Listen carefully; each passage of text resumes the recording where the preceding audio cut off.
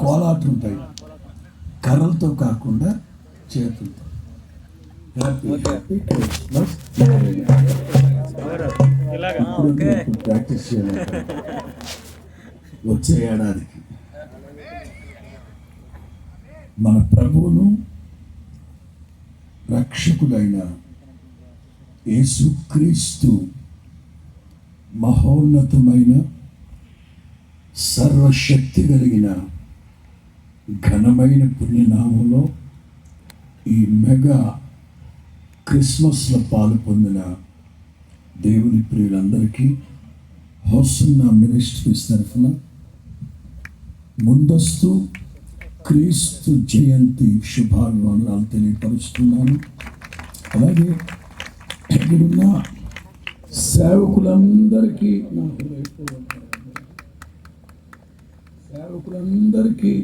మనస్ఫూర్తిగా దేవుని పేరట వందనాలు తెలియపరుస్తున్నాను. ఈ గిరిజన ప్రాంతాల్లో దేవుని సేవ చేయడం అనేది ఆషామాష కాదు అని నాకు తెలుసు. ఈ ప్రాంతాన్ని గురించి కాదు కానీ పరిశుద్ధ గ్రంథంలో కూడా యేసు ప్రభు సేవ చేస్తున్న రోజుల్లో గెరాసీను అనే గ్రామానికి వెళ్ళారు. అక్కడ ఒక యవనస్తుడికి శాన దయ్యం పట్టుంటే ప్రభు దయ్యాలను వెళ్ళగొట్టాక యవనస్తుడు, బతుకుడా, నేను మీతో పాటు సేవకు వచ్చేస్తానన్నాడు. ప్రభు ఆ యవనస్తుడిని వారించి ఈ ప్రాంతంలోనే సాక్ష్యం చెప్పుకుంటూ సేవ చేయి అన్నారు.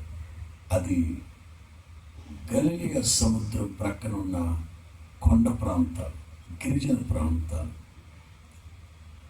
ఇలా నిర్దేశించబడిన సందర్భాల్లో యేసు ప్రభు కొంతమందిని వాళ్ళంతటి వాళ్ళే యేసు ప్రభుతో వచ్చేస్తామంటే సేవకి కాదు, మీరు మీ ప్రాంతాల్లోనే ఉండి సేవ చేయండి. నేను కూడా ప్రోత్సహిస్తూ ఉంటాను.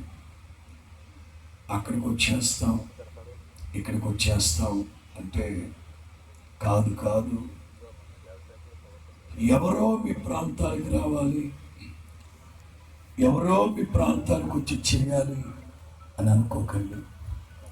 దేవుడే నిన్నొక ఘనత నిమిత్తమైన పాత్రగా ఈ ప్రాంతాల్లో వాడుకుంటాడు. మహిమ కలిగిన పాత్రగా, శక్తి కలిగిన పాత్రగా, అగ్నిలో నుంచి తీయబడిన కోరివి వలె నా దేవుడు ఈ ప్రాంతాల్లోనే మిమ్మల్ని వాడుకుంటారు. మీరు ఈ ప్రాంతాల్లోనే సేవ చేయమని చెప్తూ ఉంటాను. అలాగే ప్రతి నిత్యము ప్రార్థన చేస్తూ ఉంటాం. ప్రత్యేకించి ప్రతి ఆదివారం సాయంకాలం స్తుతి నైవేద్య ప్రార్థనలో సేవకులందరి కోసం ప్రార్థన చేస్తూ ఇలాంటి మారుమూల ప్రాంతాల్లో, గిరిజన ప్రాంతాల్లో సేవ చేస్తూ ఉన్న సేవకుల కోసం నేను ప్రత్యేకించి ప్రార్థనలు కూడా చేపిస్తూ ఉంటాను, లైవ్లో కూడా. ఎందుకంటే భారం, ఎదిరింపులు, బెదిరింపులు, సవాళ్ళు, ఆర్థిక ఇబ్బందులు, దూషణ మాటలు ఎన్నో ఉంటాయి. పట్టణాల్లో అయితే ఎవరి పని వాళ్ళు చేసుకుంటుంటారు కనుక 1-2 రోజులు పట్టించుకుంటారు, ఆ తర్వాత పట్టించుకోరు. కానీ చిన్న పల్లెటూరులో అదే పనిగట్టుకొని కసిగా దూషించి దుర్భాషలాడి హీనపరుస్తారు కనుక ఇట్లాంటి ప్రాంతాల్లో సేవ చేయడం అది దేవుడిచ్చిన ఘనమైన ఒక పరిస్థితి అని చెప్పడంలో ఏ సందేహం లేదు. నిశ్చయముగా ఇందాక దేవుని బిడ్డలు చదివినట్లుగా ఈ చీకటి కలిగిన ప్రాంతాల్లో అరుణోదయపు వెలుగు, గొప్ప వెలుగు ప్రజలందరూ చూసేటట్లుగా దానికి మీరే మార్గదర్శకులుగా నా తండ్రి మిమ్మల్ని కనపరిచి వాడుకొనును గాక. చీకట్లో ఉన్న ప్రజలకి మిమ్మల్ని ఆశ్చర్యకరమైన వెలుగుగా నా ప్రభు ఆశీర్వదించును గాక. మొట్టమొదటిగా ఈ క్రిస్మస్ ఏర్పాటు చేసిన కమిటీ వాళ్ళందరికీ ఒక్కసారి కాదు 2 సార్లు నన్ను క్షమించమని, పెద్ద మనసుతో నన్ను క్షమించమని అడుగుతున్నాను. వాస్తవంగా 11వ తేదీ నేను డేట్ ఇవ్వడం జరిగింది. సాయంకాలం అనుకొని పొరపాటు పడ్డాను. అమెరికా నుంచి రావడం లేట్ అయింది. చెప్పండి.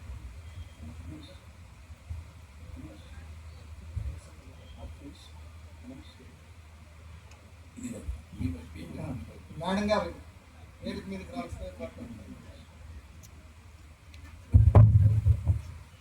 ఈశ్వర్ మేడం గారు మన మధ్యకి వచ్చారు. చప్పటి కొడుతూ వాళ్ళు వేదిక మీకు ఆహ్వానించారు.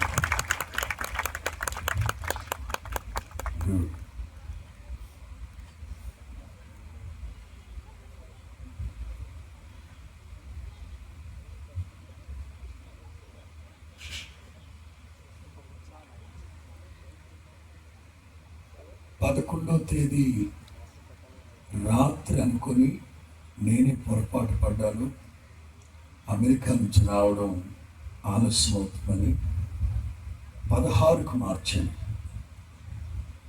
అది కూడా కన్ఫ్యూజ్ అయ్యి ఎవరికో వివాహానికి డేట్ ఇచ్చేసాం. ఈ రోజుకి రావడం జరిగింది. అంచేత నేను ఇబ్బంది పెట్టిన, నా వల్ల చాలామంది ఇబ్బంది పడ్డారు. 2 సార్లు సభాముఖంగా పెద్ద మనసుతో నన్ను క్షమించండి. ఇక మీదట ఇట్లాంటి ఇబ్బంది కలుగు చేయనని మాటిస్తున్నాను. మరి ముఖ్యంగా మీరు ఎప్పుడు పిలిచినా తప్పనిసరిగా సంతోషంగా మీ ప్రాంతానికి వచ్చి దేవుడి వాక్యాన్ని అందిస్తాను. నేను వచ్చిన దగ్గర నుంచి తమ్ముడు చెప్పారు, అన్నయ్య చెప్పారు, 2 పాటలకి తగ్గద్దు మీరు అన్నారు.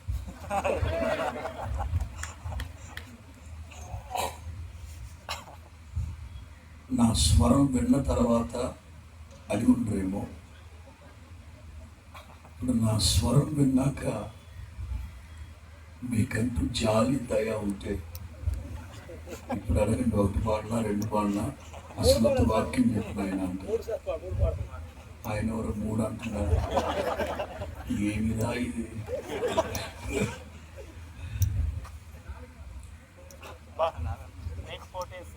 3 సంవత్సరాల క్రితం నా కార్యక్రమాలని మీకు తెలుసు. నా దేవుని పనికి ఎక్కడ ఆలస్యంగా అశ్రద్ధగా చేయను. రాత్రి పగళ్ళు దేవుని పని చేస్తున్నాను. 2021 దసరా పండుగ అక్టోబర్ 15 ఇలాగే ఉదయం 9 గంటల నుంచి 3 గంటల వరకు ఫాస్టింగ్ ప్రేయర్ పెట్టారు. ఇంతకీ 2 రెట్లు జనం వచ్చారు. 2.5 గంట వాక్యం చెప్పాను. ఇంకొక అరగంట మిగిలింది వాక్యం. కరెంటు పోయింది. ఇక కరెంటు కోసం ఎదురు చూస్తే ఇబ్బంది అని కొంచెం జనంలోకి వచ్చి అందరికి వినబడేటట్లు పెద్దగా అరిసి వాక్యం చెప్పాను. ఫాస్టింగ్ ప్రేయర్ కనుక ముగించిన వెంటనే కారు ఎక్కి పడుకున్నాను, వెళ్ళిపోయాను. సాయంకాలానికి నా స్వరపేటిక చీలిపోయింది మొత్తం లోపల. 2-3 నెలలు రక్తం బ్లీడింగ్ అవుతానే ఉంది. ఈ పాట పాడే పని లేకుండా అయిపోయింది. 6 నెలలు. 6 నెలల తర్వాత ప్రపంచ ప్రఖ్యాతిగాంచిన డాక్టర్స్, 8 మంది డాక్టర్లు 4 గంటలు సర్జరీ చేసి మరలా నా ప్రభు నన్ను కనికరించాడు. మరలా నా స్వరం అనిపించింది. గత నవంబర్ నెలలో రోజుకి 3 మీటింగ్స్ తిరిగినందువల్ల మరలా ఏదో కొంచెం ఇబ్బంది అయినట్లుగా ఉంది. అందుకే పాట పాడకుండా వాక్యం మాత్రమే చెప్తున్నాను. మరోసారి మీ దగ్గరకు వచ్చినప్పుడు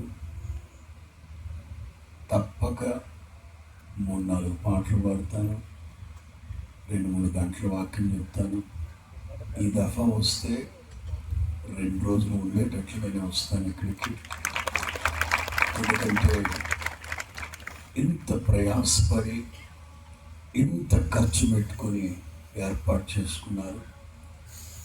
2-3 సార్లు డేట్ మార్చినందువల్ల నా వంతు నేను కూడా నా పొరపాటే కనుక కొంత డబ్బును వాల్ పోస్టులు అవన్నీ చేయించి పంపించాను ఇక్కడికి. ఈ దఫా వచ్చినప్పుడు మా నాన్న మీకు మాట ఇచ్చినట్లుగా, మా నాన్న అంటే రేసన్గా, ఈ దఫా వచ్చినప్పుడు నేనే వాల్ పోస్టులు, పాంప్లెట్లు, సౌండ్ సిస్టమ్, ఆర్కెస్ట్రా, వీళ్ళందరూ మా పిల్లలే, అన్నీ నేనే తీసుకొస్తాను. మీరు కేవలం వాల్ పోస్టులు వేసి ప్రజలందరినీ సమకూర్చండి. 2 రోజులు పండుగ చేసుకున్నాం. దేవునికి స్తోత్రం. ఇది ముగించాక సాయంకాలం కాకినాడలో క్రిస్మస్ ఉంది. నా 18వ ఏట నేను దేవుని ఇంట్లోకి వచ్చాను. నా 18వ ఏట. ఇప్పటికీ 34 సంవత్సరాలైంది నా దేవుని ఇంట్లోకి వచ్చి. 34 సంవత్సరాలుగా ఈ దేవుని సేవలో ఎన్నో క్రిస్మస్ సందేశాలు ఇచ్చాను. నిన్న రాత్రి అచ్యుతాపురంలో లూకా సువార్త 2లో ఆ దినములలో, ఆ సంఖ్యలో, ఆ దేశంలో, ఆ దేవదూతలు, ఆ గొర్రెల కాపర్లు, ఆ మాటలన్నీ, ఆ శిశువు అని 7 మాటలు చెప్పాను. ప్రతిరోజు మొన్న ఆదివారం రాత్రి తెలంగాణ వనపర్తి, శనివారం తిరుపతి, శుక్రవారం సూర్యాపేట, ప్రతిరోజు సరికొత్త క్రిస్మస్ సందేశాలు చెప్తూ ఉన్నాను. ఇప్పుడు కూడా ఉదయం ప్రార్థన చేసుకొని వచ్చాను. వాస్తవంగా నేను ఇక్కడికి 10:30కే వచ్చేయాలి. సహోదరులు 12:30కే రావాలి మీరు అన్నారు. అదేమన్నా ముహూర్తం పెట్టారా అన్నాను. ముహూర్తం కాదండి, మా వాళ్ళందరూ వచ్చి చేరటానికి ఆ సమయం అవుతుంది, అప్పుడే రమ్మన్నారు. మంచిది. ఉదయం ప్రార్థన చేసుకున్నాను. అన్ని వర్తమానాలు క్రిస్మస్ వర్తమానాలే, కానీ మీ జీవితంలో మర్చిపోకుండా ఉండేటట్లుగా ప్రభు ఓ మాట చెప్పమన్నారు. ఆ మాటని చెప్తాను. యెషయా గ్రంథం 9వ అధ్యాయం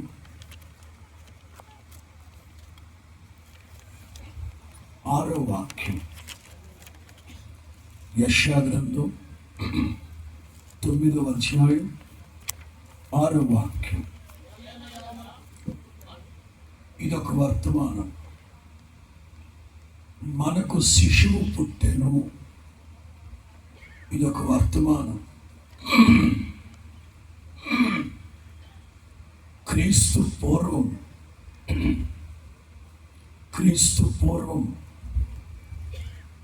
700 సంవత్సరాల క్రితం ఈ 9వ అధ్యాయం అనేది ప్రవచనం. క్రీస్తు పూర్వం 720 సంవత్సరాల క్రితం 7వ అధ్యాయం అనేది ప్రవచనం. ఇట్లా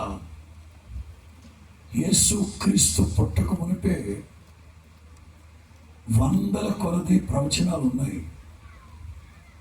ఆదికాండం 3వ అధ్యాయంలో ప్రారంభించబడిన ప్రవచనాలు, మలాకి గ్రంథం 4వ అధ్యాయంలో తన యందలి భయభక్తులు గలవారు మీ మీద నీతి సూర్యుడు, అప్పటి వరకు గ్రంథపు చుట్టలో యేసు ప్రభువుని గురించి ప్రవచనాలు ఉన్నాయి. ఇక్కడ శిశువు పుట్టెను. శిశువు అనే మాట సంబోధన ఎట్లాంటిది? పరిశుద్ధాత్ముడు అర్థం లేకుండా ఒక్క పదాన్ని ముద్రించనివ్వడు. ప్రాపర్ జంక్షన్లో మంచి మాట శిశువు. ఎందుకు శిశువు అనే మాట రాయించాడంటే, లూకా డాక్టర్ వైద్య పరిభాషలో యేసు ప్రభువుని ప్రస్తావిస్తూ శిశువు శిశువు శిశువు శిశువు అంటాడు. ఈ నెల 3వ తారీఖున నేను అమెరికాలో శిశువుని గురించి 7 మాటలు చెప్పాను. కిందకు వస్తే, మనకు కుమారుడు అనుగ్రహింపబడెను. చెప్పాలి, స్పందించింది అందరూ. మనకు కుమారుడు. ఏం మాటది? అసలు సందర్భ సహితమైన మాటేనా అది? మీకు అర్థమయ్యేటట్లు చెప్తాను. భార్య, భర్త, ఒక కొడుకు, చిన్న కొడుకు. భార్య, భర్త, కొడుకు. వాళ్ళ మధ్యలోకి మీలో ఎవడైనా ఒకరు తొంటరోడు వెళ్ళి, తొంటరోడు ఆ అమ్మాయితో, మన కొడుకు ఎంత బాగున్నాడు కదా, మన కుమారుడు ఎంత అందంగా ఉన్నాడు కదా అని అంటే, చెప్పండి ఏం జరుగుతుంది? ఎత్తుబడాలి, చెప్పులు లేవు. ఆ చెప్పు తీసుకుని పెటా అని కొడుతుంది దొంగ సచ్చినోడా. నా కొడుకుని పట్టుకుని మన కొడుకు అంటావేంట్రా? మరి ఇక్కడ ఏమనుంది? దీన్ని ఎలా తీసుకోవాలి చెప్తాను. సంస్కృతంలో కుమారుడు, సంస్కృతంలో కుమారుడు అంటే అర్థం ఏంటి తెలుసా? కామ క్రోధ మదమత్సర్యాలు లేనివాడు అని అర్థం. మనకు కుమారుడు అనుగ్రహించబడ్డాడు అంటే ఏంటి తెలుసా? మనకు కామ క్రోధ మదమత్సర్యాలు లేని ఆజన్మ బ్రహ్మచారి అనుగ్రహించబడ్డాడు. నా మాటలు అర్థమైన వాడు చెప్పండి. కొట్టింది అర్థం కాకపోతే యోగ్యమైన మంచి మనసుతో వినండి. అదొక ప్రసంగం కుమారుడు కోసం. 3వ మాట, ఆయన భుజముల మీద రాజ్యభారమును. యేసుక్రీస్తు అధిపతిగా ఇశ్రాయేలును ఏలబోవు, పరిపాలించు అని ఉంది. పాలించు, పోషించు, అధిపతి, ఇంగ్లీష్లో గవర్నర్. గవర్నర్. ఈ గవర్నర్ పాలించాలి, పోషించాలి. తెలుగు బైబిల్లో పాలించు అనుంది. 1920వ సంవత్సరం ప్రింటింగ్లో పోషించు, పాలించు, గవర్నర్ అదొక ప్రసంగం. ఇప్పుడు నేను చెప్పబోయేది ఇప్పుడు ప్రభు మీతో చెప్పమన్న సందేశం. అందరికి తెలుసు. 1, ఆశ్చర్యకరుడు, స్పందించండి. 2, 3, 4, 5 అని అతనికి యేసు ప్రభు, అది ఒక నామము. మరి ఇవన్నీ శ్రద్ధగా వినాలి. ఆశ్చర్యకరుడు, ఆలోచనకర్త, బలవంతుడైన, నిత్యుడగు తండ్రి, సమాధాన. ఇవి పేర్లు కాదు. ఆయనలో ఉన్న స్వభావాలు, గుణగణాలు, ఫీచర్స్. ఉదాహరణ, నా కోసం మీలో ఎంతమందికి తెలుసో తెలీదో నాకు తెలియదు, కానీ నేను అనుకోవడం ఎవరికి తెలియదే అని అనుకుంటున్నాను. నా దేవుని మహాకృపను బట్టి పాటలు పాడుతుంటాను. అంత క్రితం కీబోర్డ్ వాయిస్తుండేవాడిని. ఇప్పుడు ప్రసంగాలు చేస్తున్నాను. ఇప్పుడు మిమ్మల్ని అడుగుతున్నాను, నా పేరేమిటి? సిగ్గుపడద్దు, చెప్పండి. అది నా పేరేమిటి? అప్పట్లో నన్ను ఏమని పరిచయం చేసేవాడు తెలుసా? మన మధ్యలో కీబోర్డ్ ప్లేయర్ ఉన్నాడు అనేవాడు. నా పేరు కీబోర్డ్ ప్లేయర్ కాదు. నా పేరేంటి?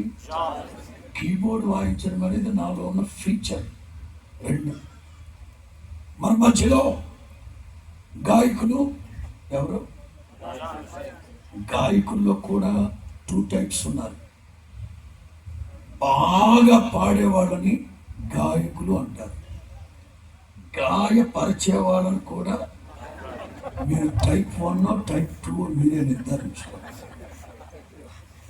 నన్ను పరిచయం చేసేటప్పుడు మన మధ్యలో గాయకులు ఉన్నారంటే నా పేరు గాయకుడు కాదు. నా పేరేంటి? 3, పిల్లరా దేవుని వాక్యాన్ని విందాం. మన మధ్యలో ప్రసంగికులు ఉన్నారు అనేవాడు. నా పేరు ప్రసంగికుడు కాదు. నా పేరేమిటి? అలాగే మన ఆరాధ్య దైవమైన ప్రభు పేరేమిటి? నజరేయుడైన. చెప్పాలి, నజరేయుడైన. చెప్పాలి, నజరేయుడైన. ఇవన్నీ ఆయనలో ఉన్న స్వభావాలు, ఫీచర్స్. ఎందుకు ఒక్క నుంచి చెప్తున్నానంటే, ఇదిగో ఈ 5 స్వభావాలకు తగ్గట్లు మత్తయి సువార్త మొదటి 2 అధ్యాయాల్లో 5 స్వప్నాలు ఉన్నాయి. అర్థమవుతుందా? 5 స్వభావాలు, 5 స్వప్నాలు. ఇవి కూడా పర్ఫెక్ట్ మ్యాచింగ్. తలకిందులుగా, ఒక్క తింకలుగా, దాని కిందది దీనిపైనది అట్లా లేకుండా ఈ 5 స్వభావాలకు తగ్గట్లు 5 స్వప్నాలు ఉన్నాయి. ఈ 5 స్వభావాలకి, స్వప్నాలకి మ్యాచ్ చేస్తూ క్రిస్మస్ సందేశాన్ని మీకు అందిస్తాను. క్రిస్మస్ అంటే ప్రచార పండుగ. ఏ పండుగ అండి? ప్రచార పండుగ. ఏ ప్రచారం చేయాలి? గొర్రెల కాపరులు తాము విన్న వాటిని, కన్న వాటిని ప్రచారం చేశారు. గమనించాలి. దేవదూత ద్వారా ఏదైతే విన్నారో, దేవదూత ద్వారా ఏదైతే విన్నారో, ఏదైతే కళ్ళారో చూశారో దాన్నే ప్రచారం చేశారు. ఓవర్గా కాదు, తగ్గించి కాదు, ఉన్నది ఉన్నట్లుగానే ప్రచారం చేద్దాం. యేసుక్రీస్తు ఎవరు? ఆజన్మ బ్రహ్మచారి. యేసుక్రీస్తు ఎవరు? పాపము లేనివాడు, పాపము చెయ్యనివాడు. నాలో పాపం ఉందని మీలో ఎవడైనా స్థాపించగలడా అని ప్రపంచానికి సవాలు విసిరిన ఒకే ఒక్కడు ప్రభు. విన్న వాటిని, కన్న వాటిని ప్రచారం. 2, క్రిస్మస్ అంటే పరివర్తన పండుగ. ఏ పండుగ? సంవత్సరాలు వస్తుంటాయి, వెళ్తుంటాయి, పండుగలు వస్తుంటాయి, వెళుతుంటాయి. రొటీన్గా కాలచక్రంలో ఇవన్నీ జరిగిపోతూ ఉంటాయి. కానీ దశాబ్దాల పాటు క్రైస్తవ్యాన్ని అనుసరిస్తూ, దశాబ్దాల పాటు యేసు ప్రభువుని ఆరాధిస్తూ, జీవితంలో ఏ పరివర్తన లేకుండా ఎన్ని పండగలు చేసి ప్రయోజనం ఉంటుంది చెప్పండి? క్రిస్మస్ అంటే పరివర్తన పండుగ. ఎవరిని చూసి నేర్చుకున్నారు? తూర్పు దేశపు జ్ఞానులు. వాళ్ళు ఈ మార్గం గుండా వచ్చారు. ఈ మార్గం గుండా వచ్చి యేసు ప్రభుని ఆరాధించిన తర్వాత దేవదూత ద్వారా బోధింపబడి మరి ఒక మార్గంలో వాళ్ళ దేశానికి వెళ్ళారట. మరలా ఇలాగే వెళ్ళొచ్చు కదా. పాత మార్గం కలవరము, ఆందోళన, దుఃఖము, భయము, దిగులు, పాపము, శాపము, కన్నీళ్ళు. ఆ మార్గంలో మరలా మీరు తిరిగి వెళ్ళద్దు. అందుకే క్రిస్మస్కి ఇంకొక పేరుంది, ఎక్స్మాస్. ఏ మాసు? ఎక్స్మాస్ అంటే 4 రోడ్ల కోడలికి ముందు ఉంటున్న గుర్తు. ఎందుకు? ఇలా వచ్చిన వాళ్ళు either go right side, either go left side, either go. ఈ మార్గం గుండా వచ్చినోడు మరి రాజే మార్గం తిరిగాడు అనుకోండి, వాడికి పాడి కట్టేయాలి ఇక. ఎందుకంటే 1 వేలు వెళ్తే సర్చూరుకుంటాడు కదా. క్రిస్మస్ అంటే పరివర్తన పండుగ. పాపము, ఆచారాలు వదిలిపెట్టండి. పరిశుద్ధుడైన ప్రభు అడుగుజాడల్లో నడుద్దాం. పండుగలు వస్తుంటాయి, వెళ్తుంటాయి. పండుగను ఆచరించాలి. ఎలా ఆచరించాలి? పులియని పండుగలతో పవిత్రత, పరిశుద్ధత, నిష్కాపట్యముగా పండుగను ఆచరించాలి. తాగి తందనాలాడుతూ, వెచ్చలవిడిగా తిరుగుతూ, సినిమాలు షికారులు మానకుండా, క్రోధము, ఆగ్రహము, మత్సరము ఇవన్నీ మానకుండా ఎన్ని పండుగలు చేసి ప్రయోజనం ఏముంది? క్రిస్మస్ అంటే పరివర్తన పండుగ. క్రిస్మస్ అంటే త్యాగాన్ని నేర్చుకునే పండుగ. ఎవరి దగ్గర నేర్చుకున్నారు త్యాగం? యేసుబాబు దగ్గర. పరలోకము, సింహాసనము, తండ్రి కుడిపార్శ్వము విడిచిపెట్టుకోని భాగ్యము నేర్చుకోకుండా ఈ మట్టి మనుషులు కలుసుకోవడానికి మహిమను విడిచిపెట్టి ప్రభు దిగొచ్చి ఈ లోకానికి. త్యాగం. క్రిస్మస్ అంటే కానుకలు పంచుకునే పండుగ. క్రిస్మస్ అంటే విధేయత నేర్చుకునే పండుగ.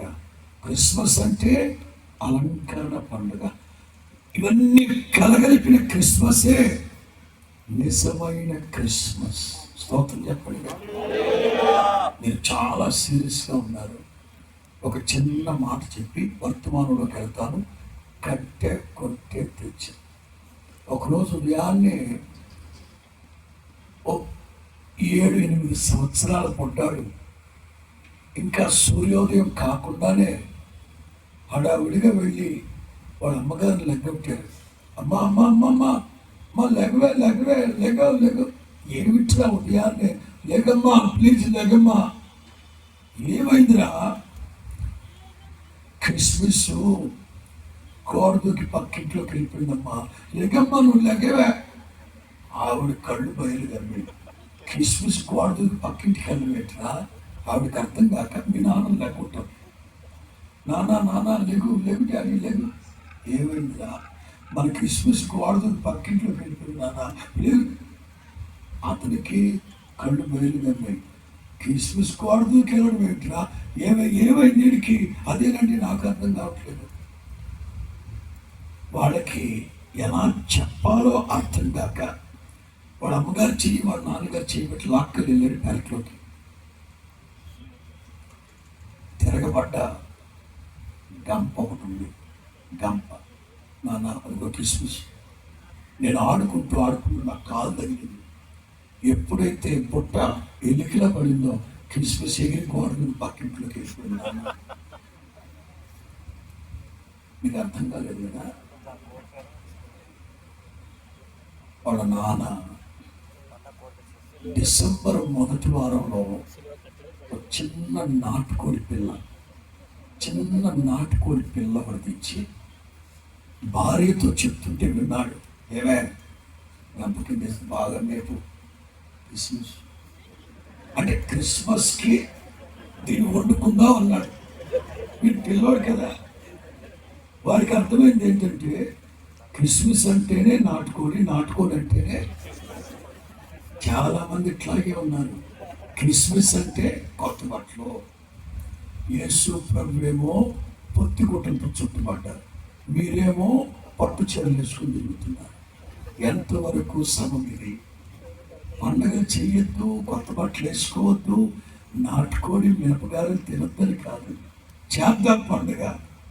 అయితే వాస్తవాలు ఏమిటో, ఆ క్రిస్మస్ పరమార్థం ఏమిటో, ఆ రోజుల్లో జరిగిన సందర్భాలు ఏమిటో మన దైనందిన జీవితానికి అన్వయించుకొని క్రిస్మస్ని పాటిద్దాం. గత సంవత్సరాల కంటే ఈ సంవత్సరం మొదలుకొని మహిమ కలిగిన క్రిస్మస్ను ప్రభు మనకు అనుగ్రహించును గాక. 5 స్వభావాలు, 5 స్వప్నాలు.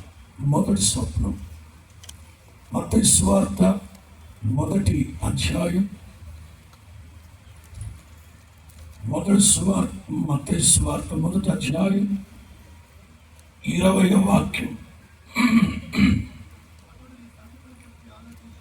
ఏ సంగతులు ఎవరు చెప్పారు ఆ సంగతి నీకు? దేశ భాషలందు తెలుగు.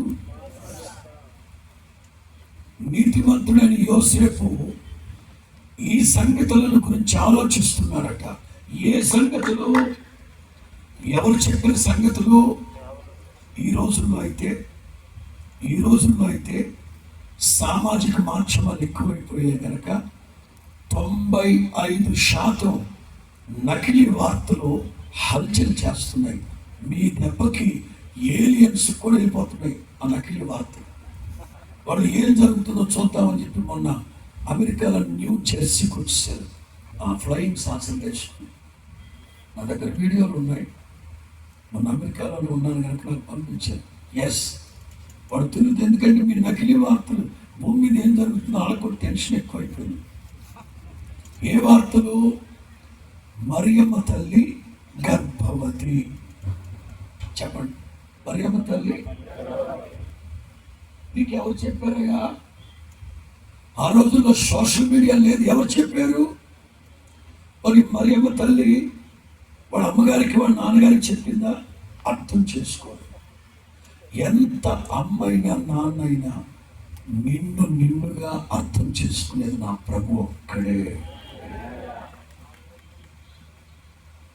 ఎవరు చెప్పారు యోసేపుకి పని? మరియమ్మ తల్లి వాళ్ళ అన్నలతో చెప్పి పంపించిందా? కాబోయే మీ బావగారికి సమాచారం చెప్పని కాదే. ఎవరు నమ్ముతారు? నేను ఇప్పటికీ 25 సార్లు ఇశ్రాయేలు దేశానికి వెళ్ళాను. అందుకనే స్పష్టంగా ఎన్ని అడుగుల దూరంలో ఉందో కూడా చెప్పగలను సబ్జెక్ట్ అంతా. నజరేతులో సున్నపు రాతి కొండల్లో గుహలో ఉంటారు మరియమ్మ తల్లి వాళ్ళు. గట్టిగా కేకేస్తే యోసేపు వాళ్ళ ఇంటికి కూడా వినబడతారు గుహ లోపల నుంచే. ఈ మరియమ్మ తల్లి వాళ్ళు అదిగో అక్కడ ఒక బావి ఉంటుంది, బావి. ఆ బావిలో నీళ్లు చేరుకోవడానికి వెళ్ళినప్పుడు యోసేపుని రమ్మని చెప్పి మరియమ్మ తల్లే చెప్పింది. ఏమండి, గాబ్రియల్ దేవదూత నాకు ప్రత్యక్షమై ఇలా చెప్పారు, మీరు నమ్మినా నమ్మకపోయినా ఇది వాస్తవం. దండం పెట్టి వెళ్ళిపోయారు.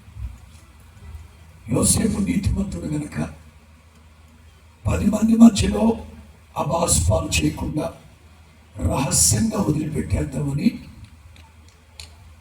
రాత్రి ఈ సంగతులు ఆలోచించుకుంటుండగా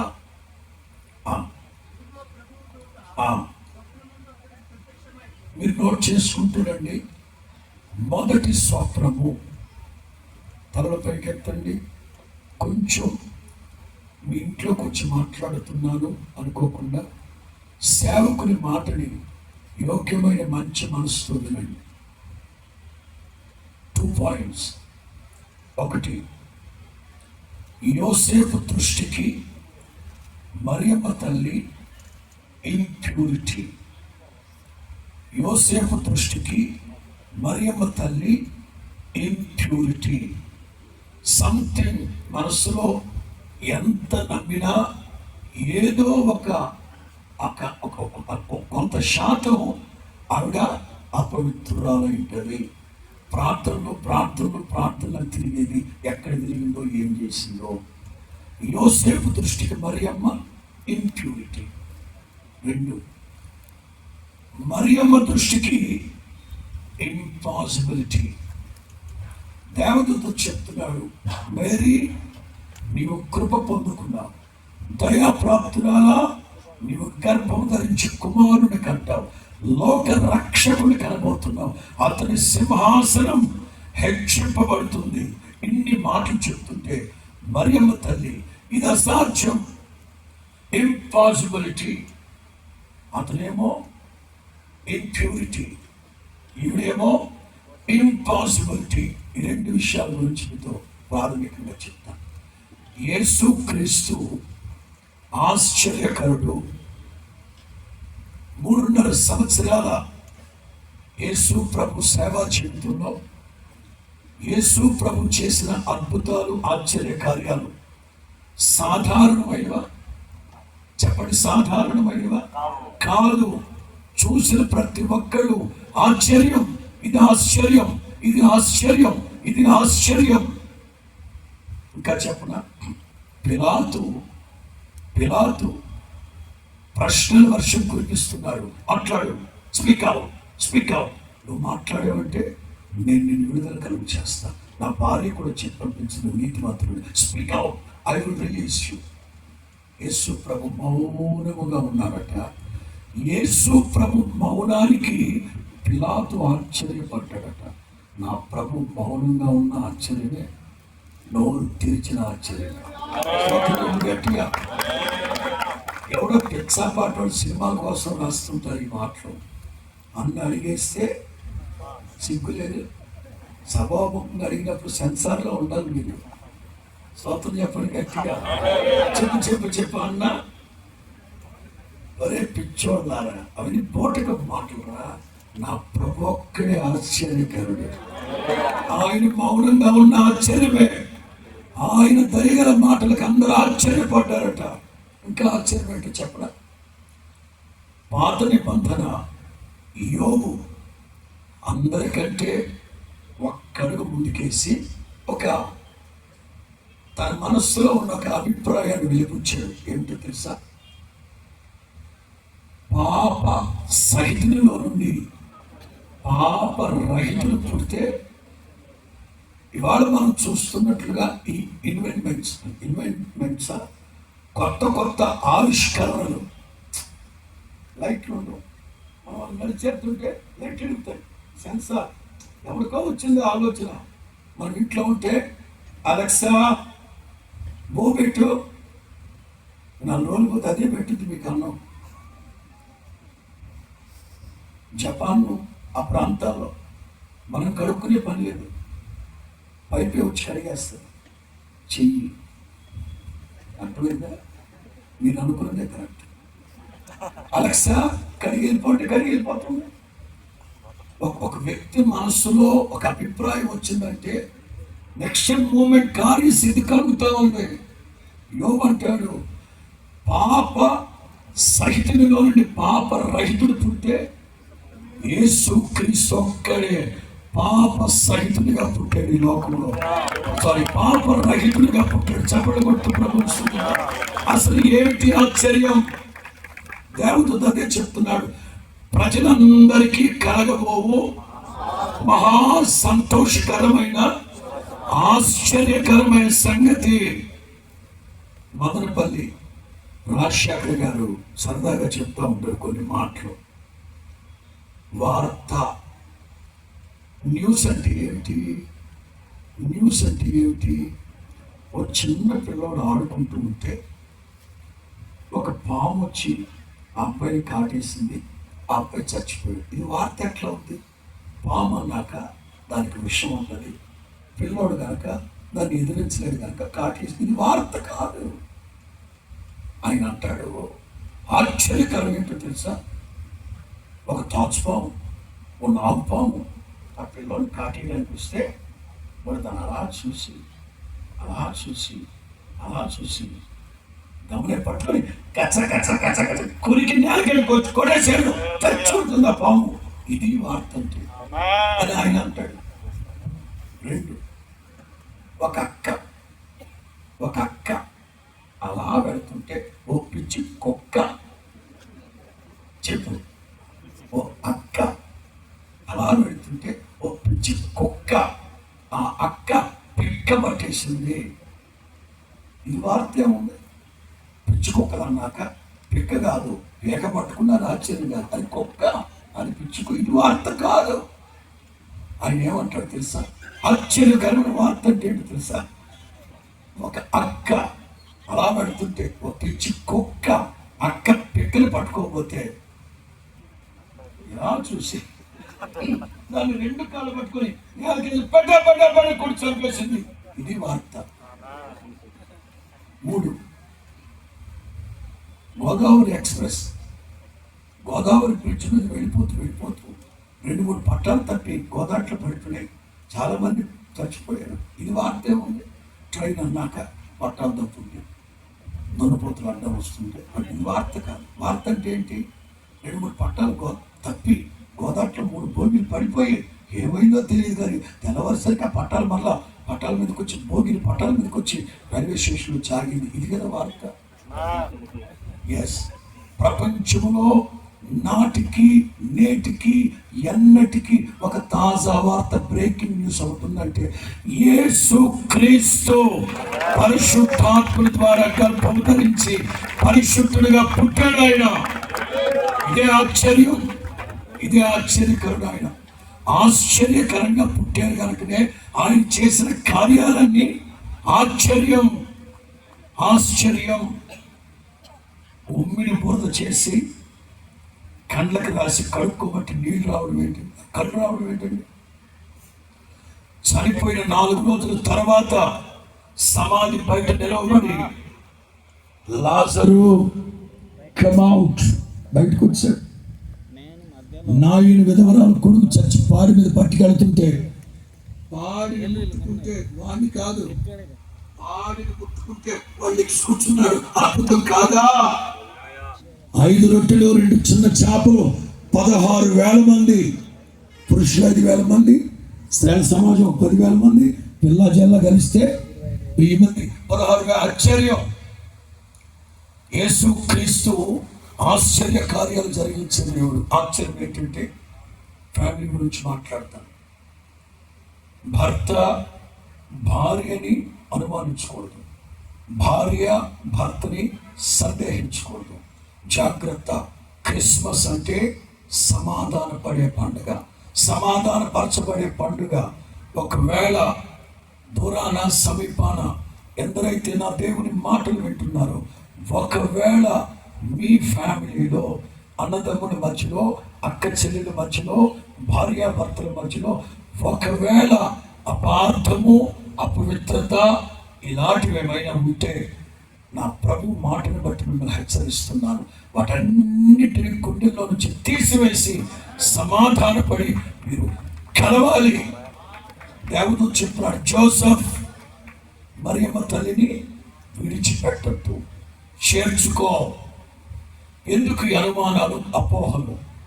ఒక్కసారి కనుక ఆవగించంత అనుమానానికి చోటిస్తే ఇక జీవితంలో ఇసుక రేణువంత అర్థం చేసుకోవడానికి నీకు మనస్సు ఉండదు. కుటుంబాల్లో మిస్అండర్స్టాండింగ్స్ తొలగిపోవాలి. భార్యాభర్తల మధ్యలో ఒకవేళ భార్య నేను అపవిత్రుడు అనుకుంటుందా, భర్త నేను అపవిత్రుడు అనుకుంటున్నావా? వద్దు. ఆ అపవిత్రత కలిగిన అనుభవాలన్నింటినీ వదిలిపెట్టండి. యేసుక్రీస్తు లోకానికి ఎందుకు వచ్చారు? Primary intention of God, the passion of Christ is this: తన ప్రజలను పాపములో నుంచి రక్షించుటకు రక్షకునిగా దిగొచ్చాడు యేసుక్రీస్తు. హల్లెలూయా. నీ పాపాలు నేను క్షమించాను, నిన్ను నీతిమంతునిగా మార్చాను. అక్కడ ఉన్న జనమందరూ పాపాలు క్షమించానంటావా? ఇది ఆశ్చర్యంగా ఉందే. ఎస్, పాపాలు క్షమించడానికే యేసుక్రీస్తు లోకానికి వచ్చాడు. ప్రపంచంలో వందల కొలది మత గ్రంథాలు ఉన్నాయి. ప్రతి మత గ్రంథం వాళ్ళకి ప్రామాణికం. ఏ ఒక్కరి మత గ్రంథాన్ని ఇంకొకరు దూషించకూడదు, ఎద్దేవా చేయకూడదు. నేను ఒప్పుకోను.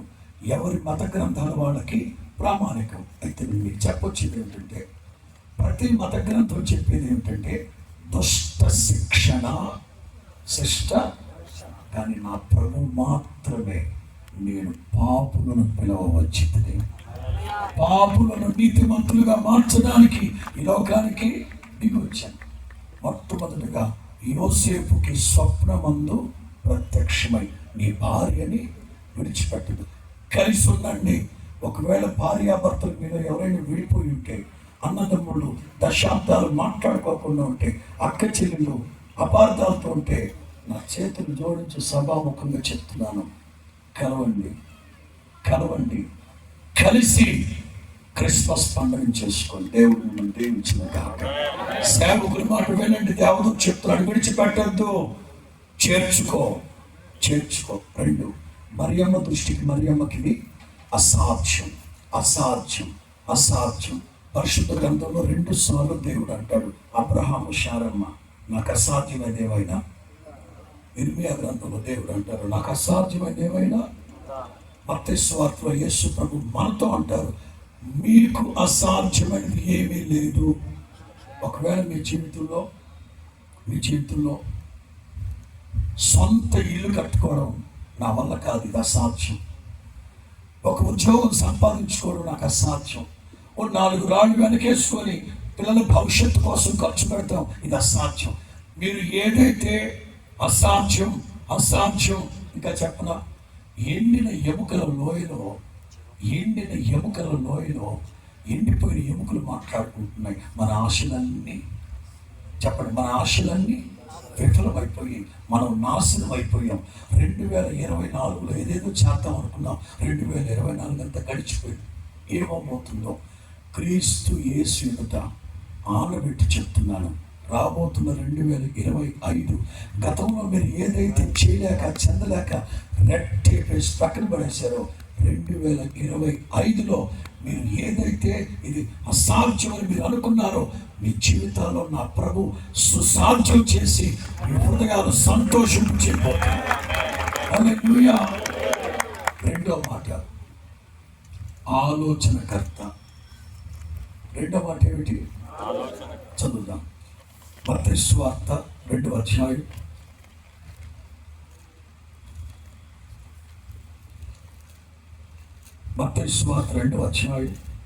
12వ వాక్యం. హేరోదు నద్దకు వెళ్ళొద్దని రెండో స్వప్నం. ఆయన ఆలోచనకర్త. హేరోదు దగ్గరికి వెళ్ళొద్దని స్వప్నమందు దేవుని చేత బోధింపబడిన వారై మరి ఒక మార్గమున తమ దేశమునకు పరివర్తన పండుగ వచ్చిన మార్గంలోనే రిటర్న్ అవ్వకూడదు. తల పైకెత్తండి. ఎంతటి ఆలోచనకర్త అంటే 2 సంవత్సరాల క్రితం రమారమి తూర్పు దేశపు జ్ఞానులు శాస్త్రాలు చూస్తూ పంచాంగాలు లెక్కేస్తూ ఉండగా వాళ్ళకు ఒక సబ్జెక్ట్ కనబడింది. అలాగే నక్షత్రం ఒకటి కనబడింది, అది ఆయన నక్షత్రం. సంఖ్యాకాండంలో బిలాము చెప్తాడు కదా, యాకోబులో నక్షత్రం ఉదయిస్తుంది, అది సమీపంగా లేదు కానీ మత్తయి సువార్త 2వ అధ్యాయం అంత దూరంలో ఉందని చెప్పాడు. తూర్పు దేశపు జ్ఞానులు ఆయన నక్షత్రాన్ని చూసి పంచె కట్టుకొని బయలుదేరారు. పూర్తిగా చదవరా. చాలామంది ఉంటారు. మీ సంగతి ఏమో కానీ నా జీవితంలో జరిగిన సంగతి చెప్తా.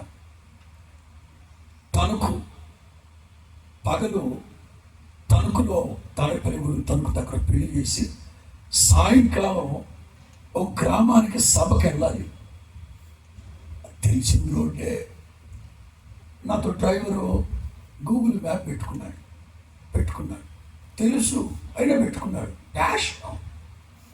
ప్యాషన్ ఒక్కొక్కడికి ఏం ప్యాషను.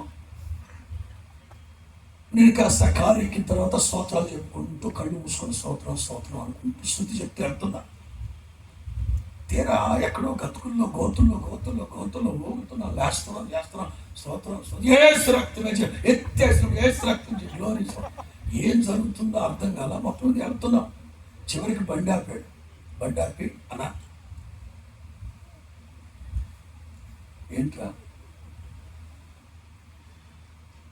చెరువులో చెరుకు తోట ఉంటుంది, అందులోకి వచ్చి ఆగింది బండి. ఏమిట్రా ఇదన్నా? అదే నాకు అర్థం కావట్లేదన్నా, గూగుల్ అమ్మ తీసుకొచ్చింది అన్నట్టు. ఏమ్మా? దానికి దేవసం పెట్ట. దాన్ని ఎట్లా నమ్మేవారు? తెలిసిన రోడ్డు అటు వెళ్ళాల్సింది కదా అంటే ఇది షార్ట్ కట్ అందనా? మరి అది చెప్పినట్టు వెళ్ళకపోయావా? సగం దూరం వచ్చి తెలిసిన రూటే కదా గూగుల్ ఆపేసాడు. ఆ రోడ్డు ఎక్కడికి తీసుకెళ్ళింది? చెరువు తోటలోకి వెళ్ళింది. లైట్లు కనబడుతున్నాయి, అక్కడ మీటింగ్ లైట్లు కనబడుతున్నాయి. చెరువులోంచి బయటికి రావాలి కదా. నాకేమో ఈత రాదు, తీసుకెళ్ళి ఎట్టేసి లోన.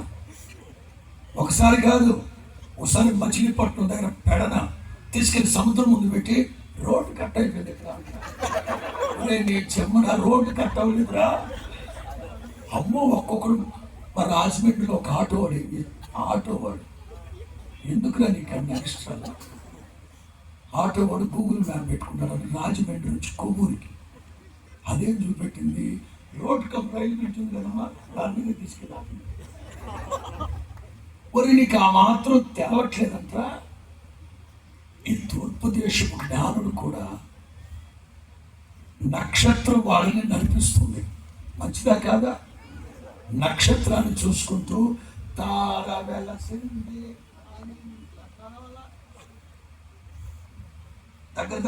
దగ్గర యెరూషలేము దగ్గరకు వచ్చాడు. వాస్తవంగా వాళ్ళు వచ్చిన రోడ్డు నేను 25 సార్లు వెళ్ళాను కనుక నేను చెప్తున్నా. యెరూషలేములో నుండే రాహేలు సమాధి మీదుగా బెత్లెహేముకు వెళ్ళాలి, 5 కిలోమీటర్లు. ఈ యెరూషలేముకు వచ్చి పంచాంగం భర్తకి సంకలో పెట్టి ఇదే ఈ ఇల్లు అవుతుంది. ఈ ఎవరిదా ఇల్లు?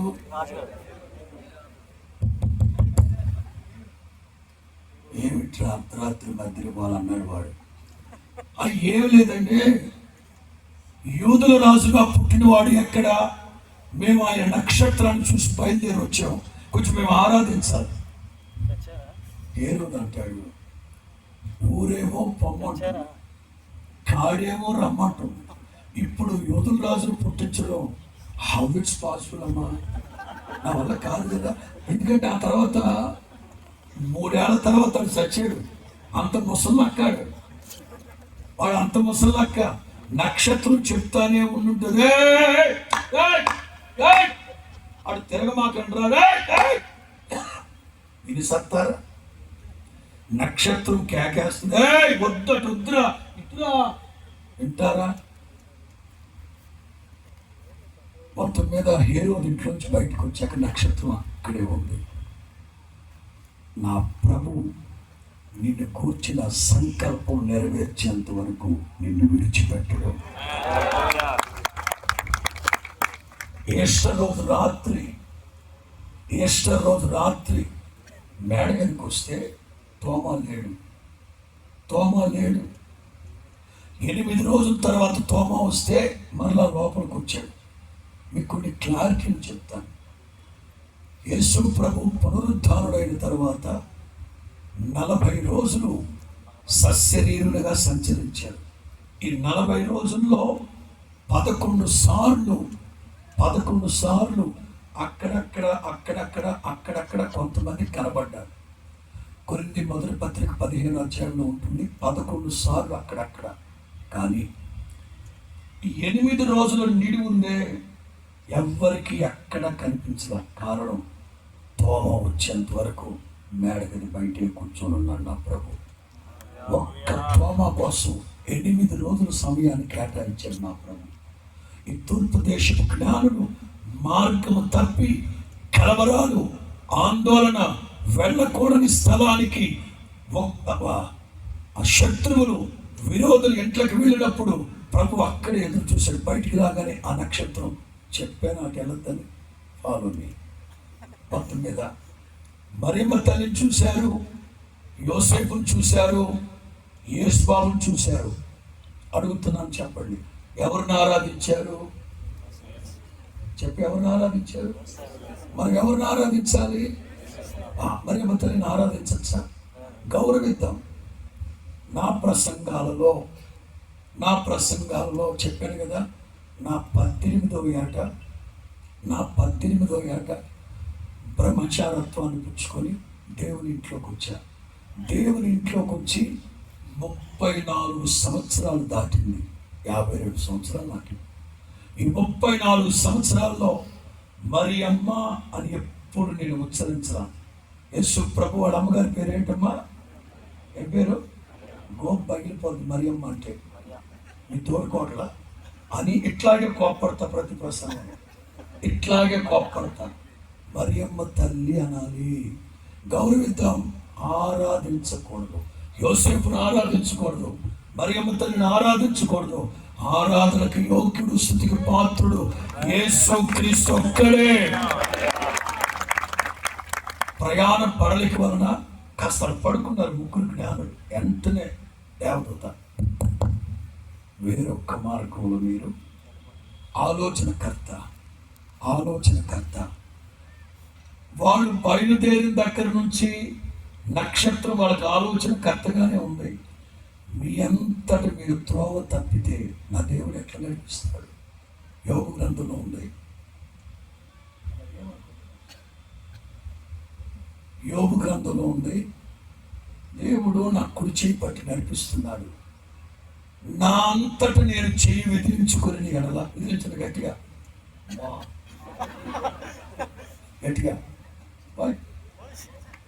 నా అంతట నేను చేయి విదిలించుకుని ఎడలా ఆయన నన్ను ఎట్లు నడిపించును. Thank you. యేసుక్రీస్తు ఆలోచనకర్త. ఆయన ఆలోచన ప్రకారం అడుగు వేస్తే నీ అడుగులు తడబడవు. పుట్టుగుడ్డోడు ఉమ్మి వేసి బురద చేసి శిలోయం కోనేట్లోకి వెళ్ళి కనుక్కోమన్నాడు యేసు ప్రభు. గుడ్డోడు కదా. బోధకుడా, మీతో 12 మంది శిష్యులు ఉన్నారు, ఎవరినైనా ఒక్కరినిచ్చి పంపించవా అనాలి. 2 వాటర్ బాటిల్ ఉండగా దోశ నీళ్ళు పోయి బాబా అనుకుంటాడు బాబా అనాలి. నా ప్రభు మాట ప్రకారం అడుగులు వేశాడు. అడుగులు తడబడకుండా వెళ్ళి చేరాడు అక్కడ. ఆలోచనకర్త. పేతురు పన్ను కట్టమని అడుగుతున్నాడా? ఓకే. గాలం తీసుకుని వెళ్ళి గల్లియ సముద్రంలో చేప పట్టు. మొదటి చేప బయటికి, దాని నోట్లో 1 షెకెల్ ఉంటుంది. 1/2 షెకెల్ నీకు, 1/2 షెకెల్ నాకు పన్ను కట్టు. ఆలోచనకర్త. పేతురు ఏమనాలి? బతుకుడా, ఏం మాట్లాడుతున్నావు? పువ్వుల మీద చోట నన్ను ఈ ఎక్స్ట్రానే వద్దు. మనం ఏమంటాం? పువ్వుల మీద చోట పుల్లలు. అదే గలిలయ సముద్రంలో పెద్ద టైటానిక్ షిప్, బ్రిటానియా షిప్, అంత పెద్ద షిప్పులు పెట్టి కోట్లల్లో వ్యాపారం చేసుకోండి. ఇప్పుడు ఏం వెతికెళ్ళమంటాడు? గాలి వెతికెళ్ళి గలిలయ సముద్రంలో పట్టమంటాడు అని అన్నాడా? నా ప్రభు ఆలోచనకర్త. నీ మీద దృష్టి నిలిపి నీకు ఆలోచన చెప్తాను. నీవు నడవలసిన మార్గాన్ని నేను నీకు బోధిస్తాను. స్తోత్రం చెప్పు గట్టిగా. యోసేపు మరియమ్మల్ని బిఫోర్ మ్యారేజ్ ఆయన ఆలోచనకర్తగా నడిపించాడు. ఆఫ్టర్ మ్యారేజ్ ఆలోచనకర్తగా నడిపించాడు. మోషే అంటారు, దేవా మీ మార్గాలు ఏమిటో నాకు తెలియపరచండి, అందులో నేను నడుచుకుంటాను. దావీదు అంటారు, సిక్లగు అనే చోట సమస్తాన్ని పోగొట్టుకున్నాడు, చిల్లి కవ్వ కూడా లేదు. ఏఫోదును ధరించి దేవుని దగ్గరికి వెళ్ళి అడుగుతున్నాడు, దేవా నేను వాళ్ళని కలుసుకోనా? దేవుడు అంటారు, కలుసుకుంటావు. చిన్నదే కానీ పెద్దదే కానీ పోగొట్టుకున్న సమస్తాన్ని తిరిగి సంపాదించుకుంటాం. వీళ్ళక్కడికి ఆలోచనకర్త, ఓ సేవకునిగా మనస్సావాచ కోరుకుంటూ చెప్తున్నాను. ఎందరైతే దేవుని ఆత్మ చేత నడిపించబడతారో వారందరూ దేవుని, ఇప్పుడు చెప్తున్నాను వినండి, 2024 వరకు మీ ఆలోచన, వాళ్ళ ఆలోచన, వీళ్ళ ఆలోచన, ఎవరి ఆలోచన పడితే ఆలోచన చొప్పున మీరు వెళ్ళిపోయి నష్టపోయారు, అపాస్పాలయ్యారు, అవమానించబడ్డారు, ఇబ్బంది పడ్డారు, దుఃఖంలో మునిగిపోయారు, తలెత్తుకోలేకపోయారు. 2024 ఈ క్రిస్మస్ శుభవేళలు మొదలుకొని నా ప్రభువే మీకు ఆలోచనకర్తగా ఉండి సంవత్సరాలు మొదలుకొని సంవత్సరం అంతం వరకు శ్రేయస్కరమైన మార్గాల్లో నా ప్రభు మిమ్మల్ని నడిపించును గాక. మూడో మాట, బలవంతుడైన, చెప్పాలి, బలవంతుడైన. చదువుదాం. మత్తయి సువార్త 2:13. మత్తయి సువార్త 2:13.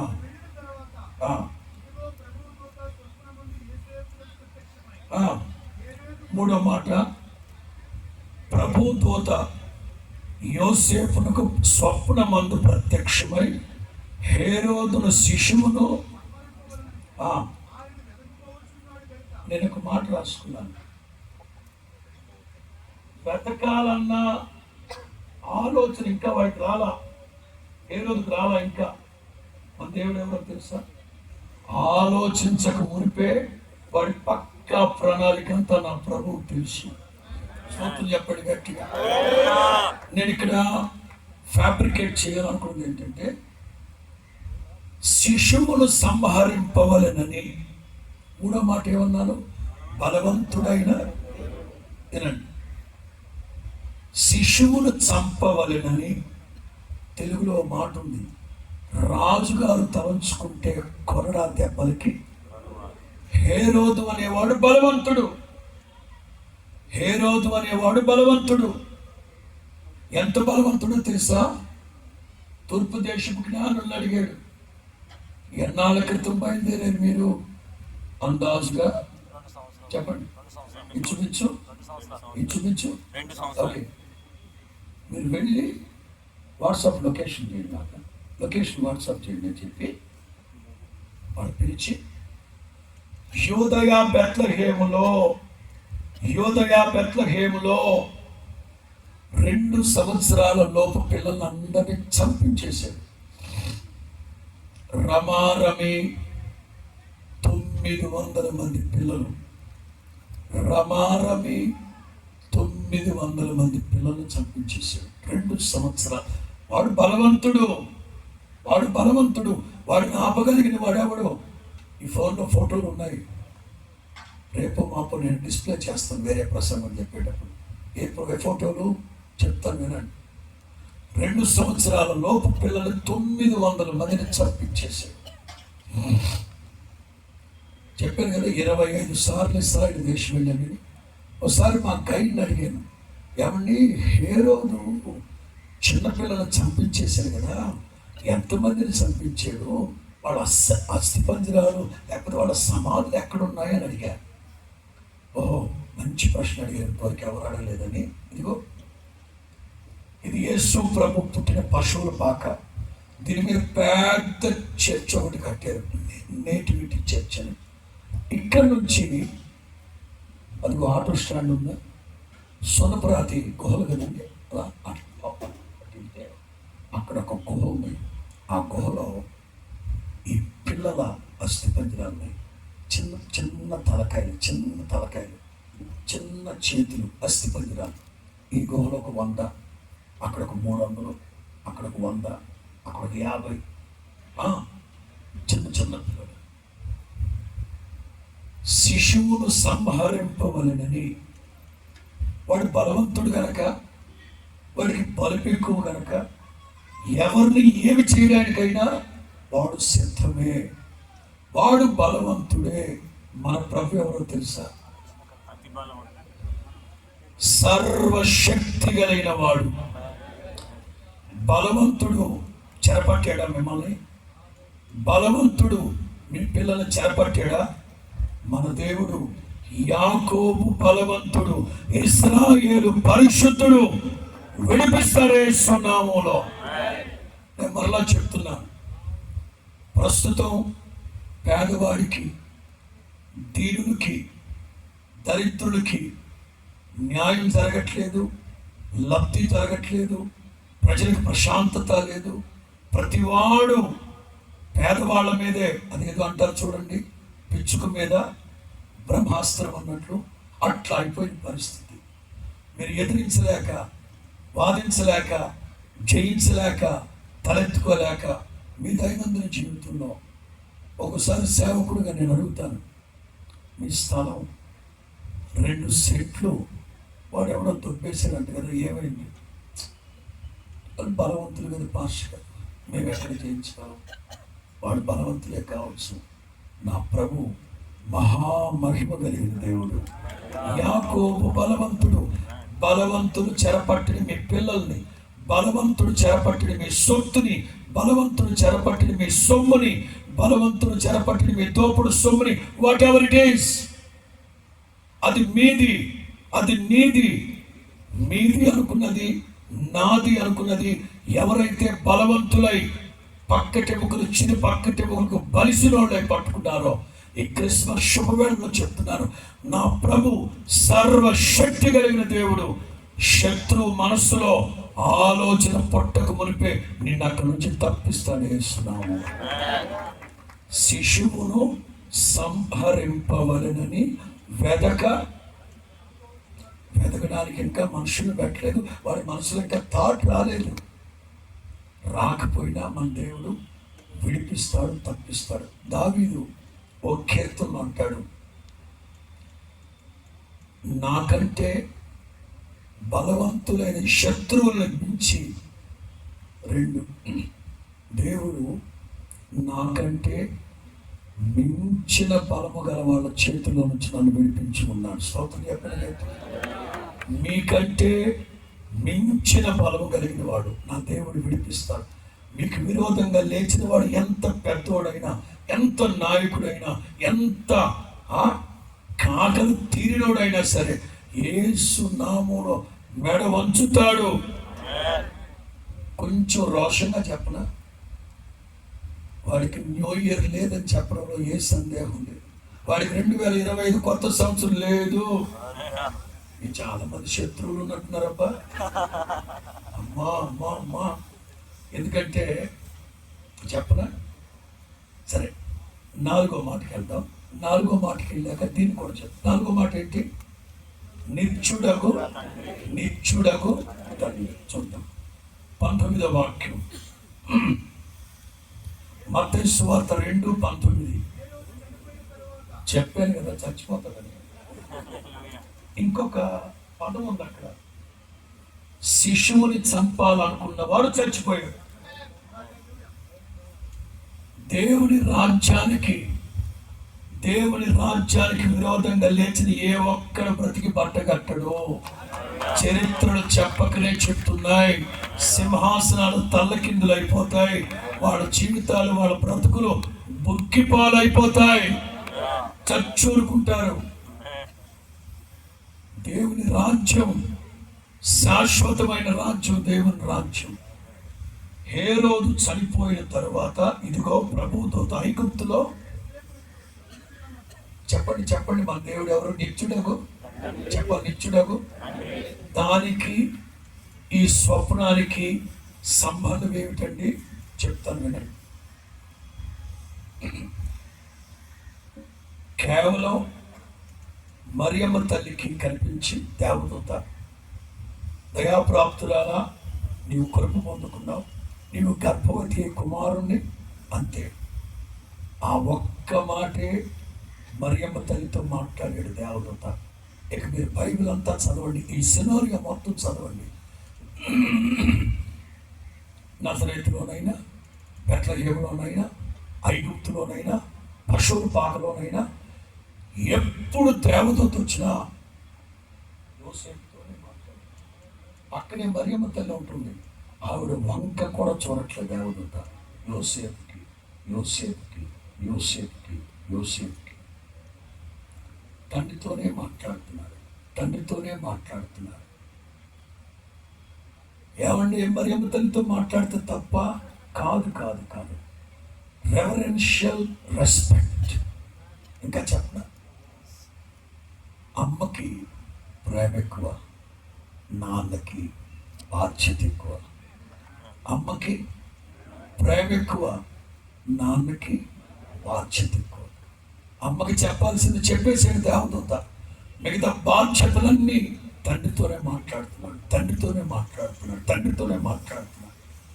నేను 1 సంవత్సరం రోజులుగా అక్కడక్కడ చిన్నపిల్లలు పరికెత్తుకొని భుజాల మీద కొన్ని విషయాలు చెప్పాను.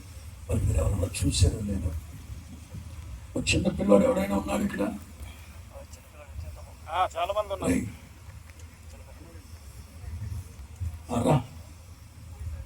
రా, నీకు మంచి పర్ఫార్మెన్స్ ఇస్తాను రా.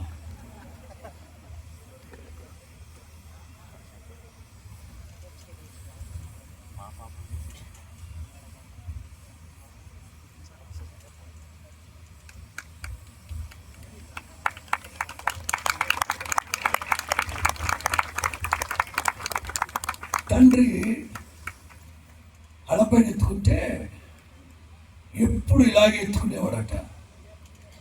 వాళ్ళ అబ్బాయి అడిగాడట, నాన్న అమ్మ ఎప్పుడు చంకలో ఎత్తుకుంటుంది, ఈ చంక వాసిపోతే ఈ సంఖ, ఈ సంఖ వాసిపోతే ఆ సంఖ, 2 సంఖలు వాసిపోతే ఏమంటుంది, దూడనట్టున్నావు, దూడ పిల్ల ఉన్నట్టున్నావు, నడవరా అంటది. నువ్వు మాత్రం ఎప్పుడు భుజాల మీదకి ఎత్తుకుంటావు నాన్న. ఎందుకని? తండ్రి అన్నాడట, అమ్మ ప్రేమ, అమ్మ కనుచూపు ఎప్పుడు ఇదిగో ఈ రేంజ్లోనే ఉంటుంది, ఈ డిగ్రీస్లోనే ఉంటుంది. నా పెట్టి ఉంటే ఈ సంఖ్యలో ఉండాలి, ఈ సంఖ్యలో ఉండాలి, నా ముందే ఉండాలి. కానీ తండ్రి బాధ్యత కలిగిన వాడు కనుక కొడుకుతో చెప్తున్నాడు. ప్రతి తండ్రి మనసులో ఉన్న ఉద్దేశం ఏంటో తెలుసా? నా కొడుకు నన్ను తలెత్తుకునేటట్లు చేస్తాడు. ఏనాటికైనా నా కొడుకు నన్ను తలెత్తుకునేటట్లు చేస్తాడు. ఆ ఉద్దేశంతో తండ్రి భుజాల మీదకి ఎత్తుకుంటాడు.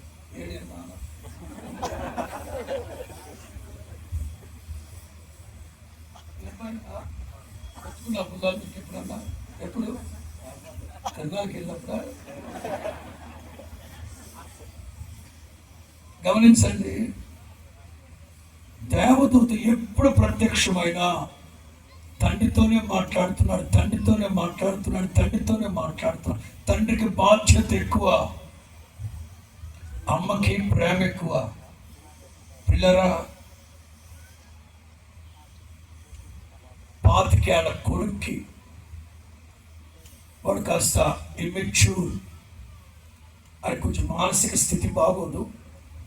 25 ఏళ్ల కొడుక్కి తల్లి స్నానం చేయిస్తుంటే అందరూ ఎమోషనల్గా ఫీల్ అవుతారు. 25 ఏళ్ల కొడుకు, వాడికి పెద్దగా మానసిక స్థితి బాగాలేని తల్లి స్నానం, ఇట్స్ క్వైట్ కామన్. అమ్మంటేనే ప్రేమ. అదే 25 ఏళ్ల కొడుక్కి కన్న తండ్రి కూర్చోబెట్టి, మానసిక స్థితి బాగాలేని వాడికి కూర్చోబెట్టి, వాడికి షేవ్ చేస్తూ, వాడికి తలకు నూనె పెడుతూ, వాడికి స్నానం చేయిస్తే ప్రతి ఒక్కరి గుండె పిండేస్తుంది.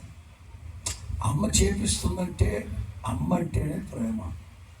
అదే ఒక నాన్న చేయిస్తున్నాడు అంటే, ఒక చెట్టంత ఎదిగిన కొడుకుని భుజాల మీద వేసుకుని మూర్ఛలు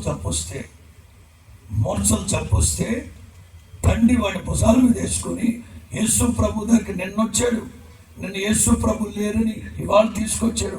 చూసిన వాళ్ళు అందరూ గుండెలు పిండేస్తున్నాయి. చెట్టంత ఎదిగిన కొడుకుని తండ్రి భుజాల మీద వేసుకొస్తున్నారు. పిల్లరా, మన యేసయ్య కూడా మన తండ్రి, మన ప్రతి బాధ్యతని భరించే తండ్రి. వాక్యంలో ప్రతిసారి యేసు ప్రభు అంటాడు, పరలోకమందున్న నా తండ్రి. ఈ లోకంలో ఉన్న తల్లిదండ్రులు, అన్నదమ్ముళ్ళు, అక్క చెల్లెళ్ళు వీళ్ళెవ్వరూ మనల్ని అర్థం చేసుకోరు. నా ప్రభు ఒక్కడే నిన్నుగా అర్థం చేసుకునేవాడు. ఆఖరి మాట చెప్పే మునుపు మీరు చాలా ఎమోషన్గా ఉంటున్నారు. ఆఖరి మాట చెప్పే మునుపు కొంచెం ఒకసారి అమ్మ మీకు ఇబ్బంది లేదు, ఒక 10 నిమిషాలు ముందు చేస్తాను. ఓ తల్లి 60 సంవత్సరాలు పైబడిన ఒక తల్లి ఒకసారి ఉదయాన్నే రొప్పుతా ఆయాసం వచ్చింది. మీ సేవకులు మాత్రం ప్రార్థన చేసుకుంటుంటే, బాబు అర్జెంటుగా ప్రార్థన చేయి, లారీలో సామాను సర్దుతున్నారు, అర్జెంటుగా ప్రార్థన చేయి. ఏ ఇల్లు మారిపోతున్నారా? కాదు, నేను మా పుట్టింటికి వెళ్ళిపోతున్నా.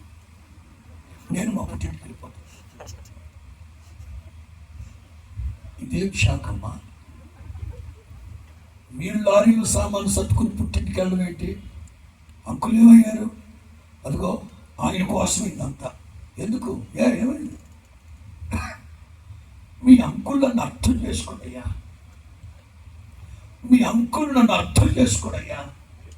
నా వల్ల కాదు. వయసు మీద ఉన్నప్పుడైతే ఏదో కింద పడి మీద పడి తట్టుకోండి. ఇప్పుడు నా వల్ల కాదు, నేను మా పుట్టింటికి వెళ్ళిపోతా. నువ్వు చిన్న ప్రార్థన చేయి, లారీలో సామాను సర్దుతున్నా.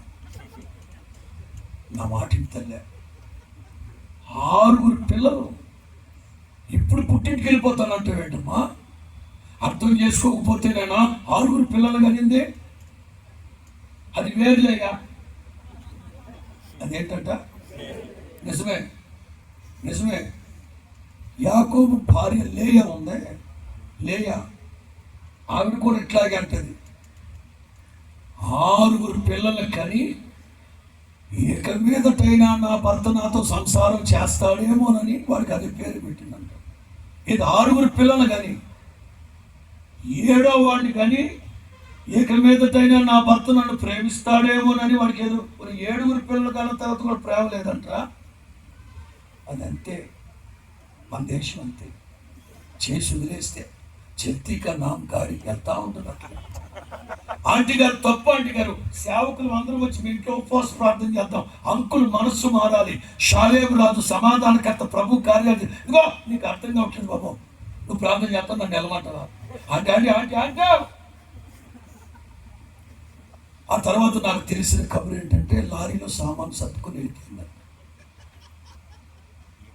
వారికి ఒక్కడికి అర్థమవుతుంది. అట్లా స్పందిస్తూ ఉంటారు. చూడు పడి నవ్వుతున్నారు. నాకు లోడ్ ఎక్కువైంది అంటే ప్రభు పుట్టిన సంతోషం తట్టుకోలేక. అర్థమైందా? మరలా మీ ప్రాంతానికి ఎప్పుడు వస్తాను? క్రైస్తవ కుర్రాళ్ళందరూ చెప్పాలి, నా వంతు బాధ్యత.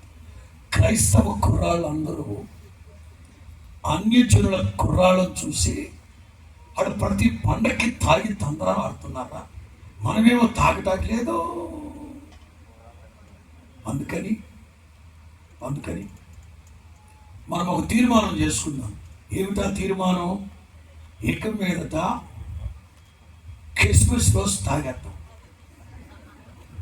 పెద్దోళ్ళు అడిగారు, యేసు బాబు పుట్టిన సంతోషాన్ని తట్టుకోలేక తాగేసామని చెప్పారు. అది తప్ప ఇంకా ఏడాదిలో ఎప్పుడు తాగకూడదు. ఓకే, 5 పెద్ద ఐక్యరాజ్య తీర్మానం ఇది. ఈ 10 మంది కుర్రాళ్ళు తీర్మానం చేశారు, క్రిస్టియన్ కుర్రాళ్ళు. 4-5 సంవత్సరాలు బాగానే ఉంది, క్రిస్మస్ రోజు తాగుతున్నారు. పెద్దవాళ్ళు అడిగితే ఇదే చెప్తున్నారు. వాళ్ళు కూడా పెద్ద పట్టించుకోవాలి, ఎందుకంటే వాళ్ళు 3 రోజులు ముందు తాగుతారు కనుక. యథా రాజా తదా ప్రజా కదా. ఒక ఏడాది వాళ్ళల్లో ఒక కుర్రాడు ఓ 4-5 రోజులు ముందు స్టార్ట్ చేశారు తాగడం. ఇక వీళ్ళకి తలగొట్టేసినట్టు అయిపోయింది. ఇక వాడిని ఊరు బయట పొలాల్లోకి తీసుకెళ్ళి గతికి కుదురుతున్నారు. ఆ క్రిస్మస్ రోజు తాగిన దానికి సంజాయిషి చెప్పుకోవడానికే తల ప్రాణం తోక్కొస్తుంటే నువ్వు 4 రోజులు ముందు తాగుతావట. మన తీర్మానాలన్నీ ఏమైపోవాలి, మన ప్రతిజ్ఞలు అబ్బా ఏమి ప్రతిజ్ఞలు అన్ని దుంపాదేగా గతికి కుదురుతున్నారండి.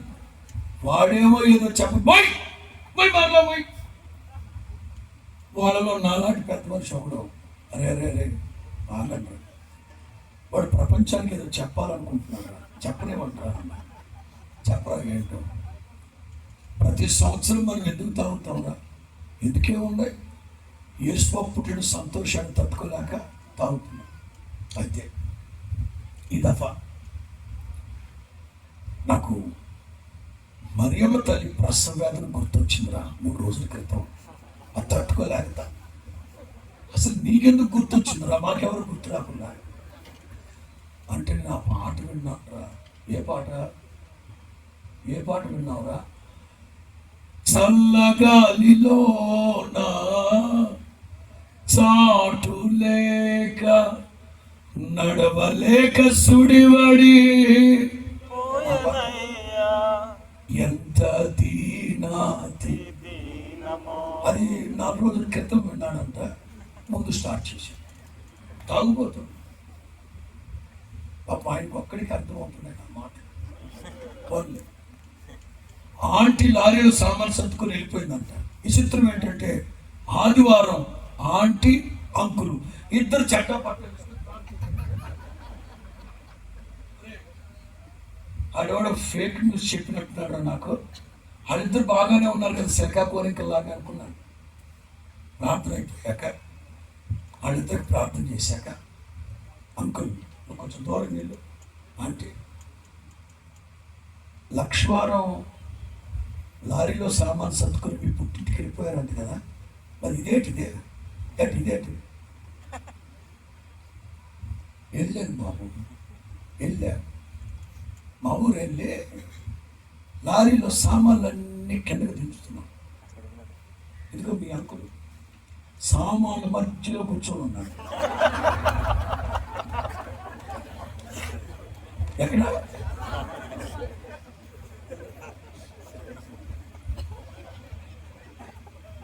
ఆంటీకి బీపీ వచ్చేసింది. బాగా వచ్చి బీపీ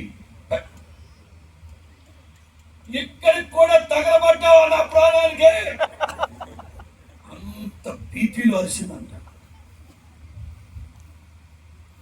అంకులు వేసులో అన్నారంట, నువ్వు లేకపోతే నేను బ్రతకలేనే. మీకు వెన్నముద్ద తెలుసా? వెన్నముద్ద కరగాలంటే హీట్ ఉండాలి. ఆంటీ మనస్సు కరగాలంటే అంకుల్ బేస్ ఉండాలి.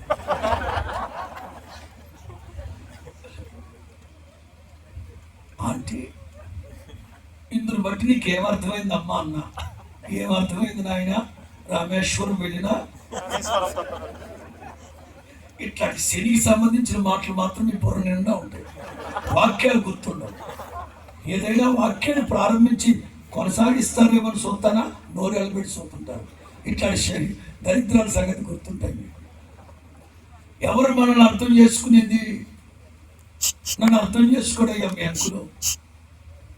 యేసు ప్రభు ఎవరో తెలుసా? మన తండ్రి. మనల్నిగా అర్థం చేసుకునేది. గుళ్ళోకి రమ్మనేవాడు కాదు, నీ గుడిలోకి దిగొచ్చాడు. అక్కడికి ఎక్కి రమ్మనలేదు ఆయన, మహిమను విడిచిపెట్టి నీ కోసమే దిగొచ్చిన మహనీయుడు, సంస్కారవంతుడు నా ప్రభు. హల్లెలూయా. ఎంచి చూసినా, ఎంచి తరచి చూసినా ఏ మంచి మానవత్వులని మనుషుల కోసం సంస్కారవంతుడిగా దిగొచ్చాడు నా ప్రభు. లోకానికి బాధ్యత కలిగిన వాడు. దేవుడి లోకమును ఎంతో కాగా అద్వితీయ కుమారుడైన క్రీస్తు యేసునందు విశ్వాసం ఉంచువాడు ఎవడైనా సరే నశింపక నిత్య జీవానికి తీసుకెళ్ళడానికి యేసు క్రీస్తుని మనందరికీ అనుగ్రహించిన డొనేషన్ కృపాదానం. ఆఖరి మాట 5 నిమిషాలు చెప్పి ముగిస్తాం. సమాధానకర్తయగు అధిపతి. మత్తయి సువార్త 2వ అధ్యాయం 5 స్వభావాలు, 5 స్వప్నాలు. మత్తయి సువార్త 2:22-23. అర్కెలాయు తన తండ్రి అయిన హేరోదుకు ప్రతిగా యూదయ దేశమును ఏలుచున్నాడని విని అక్కడికి వెళ్ళ స్వప్నమందు 5వ స్వప్నం. ఇంకొక స్వప్నం ఏమన్నా ఉందా కింద? అయిపోయాయి. దాటితే 3వ అధ్యాయం. 5 స్వభావాలు, 5వ స్వప్నం. దేవుని చేత బోధింపబడిన వారై అక్కడికి ఎందుకు వెళ్ళారు? నజరేతు అనే ఊరికి వచ్చి అక్కడ కాపురం. ఆయన నజరేయుడు అని పిలువబడినట్లు అక్కడికి వెళ్ళి బైబిల్ మూతెట్టండి, తనుల పైకెత్తండి. యేసు ప్రభు పుట్టారు. 8వ రోజు సున్నతి చేయించారు. ఒక నెల వ్యవధిలో దేవదూత యోసేపుతో చెప్పాడు, మరియమ్మ తల్లిని తీసుకొని, శిశువుని తీసుకొని ఐగుప్తుకి వెళ్ళిపోండి. పిల్లరా, ఇశ్రాయేలు దేశానికి వెళ్ళే ప్రతిసారి ఐగుప్తు దేశానికి వెళ్తాం. ఐగుప్తు దేశంలో నైలు నదిని వాడు ఎంత పవిత్రంగా చెప్తారో తెలుసా? ఐగుప్తు దేశంలో యేసు క్రీస్తు మరియమ్మ తల్లి యోసేపుని గురించి ఎంత గొప్పగా చెప్తారో తెలుసా? నాకు అప్పటి వరకు అర్థం కాలేదని. వాళ్ళు అంటారు, మీ యేసు ప్రభుని దాచిపెట్టడానికి ఏ దేశానికో తీసుకెళ్ళచ్చు కదా దేవుడు. ఐగుప్తు అంటేనే ఒకప్పుడు దేవుని ప్రజల్ని 430 సంవత్సరాలు ఇనుప కొలుములో కాల్చిన దేశం కదా. మరి అట్లాంటి దేశంలోకి మీ యేసు ప్రభుని ఎందుకు పంపించాడు? మీ దేవునికి మా దేశం అంటే ఇష్టం. హిట్లర్ కోసం మీకు తెలియని యాంగిల్ చెప్తాను. నేను జర్మన్ వెళ్ళాను, 9 రోజులు జర్మన్లో ఉన్నాను సేవకి వెళ్ళినప్పుడు. హిట్లర్ మంచోడే. యూదుల్ని చంపడానికి గల కారణాలు, ప్రవచనాలు కొన్ని ఉన్నాయి. ఒకటి, మీ నోటి మాట స్వయంకృత అపరాధం.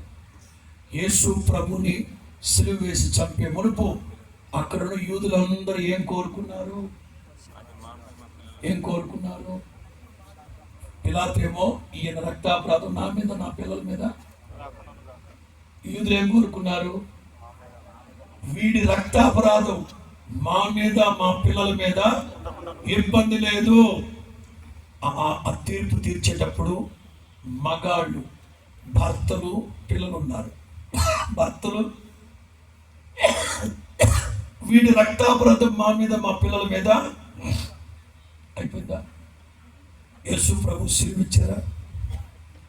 సిలువ మోసుకుంటే ఋషులు మీరు వెళ్తుంటే ఈ స్త్రీల సమాజం మీకేమో తలకాయల మీద సింటెక్స్ ట్యాంకులు ఉంటాయనుకుంటా. యేసు ప్రభు సిలువ మోస్తున్నారు, ఏడుస్తున్నారు. ప్రభు అన్నారు, అమ్మలారా నా కోసం ఏడవకండి, మీకోసం మీకోసం. ఎందుకు? మీ ఆయన అక్కడ ఏమడిగాడు తెలుసు? నాకు పిలాతు దగ్గర మీ ఆయన ఏమడిగాడు తెలుసా? పిలాతు ఎదుట మీ ఆయన ఏం కోరుకున్నాడు తెలుసా? నా కోసం కాదు మీరు ఏడవలసింది, మీకోసం, మీ పిల్లల కోసం ఏడవండి. కోరుకున్నారు మీ భర్తలు. ఆ నోటి మాటను బట్టే హిట్లర్ 60 లక్షల మందిని యూదులను చంపాడు. కేవలం యూదుల్ని మాత్రమే 60 లక్షలు. 60 లక్షల్లో 20 లక్షలు చిన్న పిల్లలు తీసుకోవడం, పటాన్ని కోరుకొని చంపాడు. 20 లక్షల మంది. వాస్తవం ఏంటంటే వాళ్ళు ఉన్న రెండో కోణం, వాళ్ళ దేశానికి వెళ్ళి విస్తారంగా సంపాదించుకున్నారు. హిట్లర్ కొంచెం ఫేవర్ చేయమన్నాడు, చేయలా. హిట్లర్ ఒక అమ్మాయిని ప్రేమించాడు, యూదుల అమ్మాయిని. ప్రేమను ప్రతిపాదిస్తే జాతి తక్కువడా, నువ్వు నన్ను ప్రేమించడం ఏంట్రా, నేను నిన్ను పెళ్లి చేసుకోవడం ఏంటి, ఇవన్నీ మైనస్లు. జాతి తక్కువడా, అందుకే నాజీ జాతి తప్ప ఇంకోటి లేదని కంకణం కట్టేవాడు. 2, మా దేశంలో ఉంటూ మా దేశంలో సంపాదించుకుంటూ మాకు కావలసినవి ఇవ్వకుండా, ఈ మెషిన్ గన్స్ ఇవ్వకుండా మీరు సంపాదించుకుంటే కుదరదు, మీరు మీ దేశానికి వెళ్ళిపోమన్నాడు. అది గొడవ. ఐగుప్తులో యోసేపు ఉన్నంతకాలం బాగానే ఉన్నారు కదా. యోసేపు ఉన్నంతకాలం వైట్ కాలర్ ఎగరేసుకున్నారు కదా. యోసేపు ఉన్నంతకాలం ఐగుప్తు దేశంలోనే గోషేను అనే ప్రాంతం ప్రైమ్ ల్యాండ్. 7 సంవత్సరాల కరువు వచ్చినప్పుడు 2 సంవత్సరాలు వాళ్ళ పొలాలు రాయించుకున్నారు. 5 సంవత్సరాలు వాళ్ళ గొడ్లు గేదెలన్నీ తీసేసుకున్నారు. స్థానికుల దగ్గర ఫరో.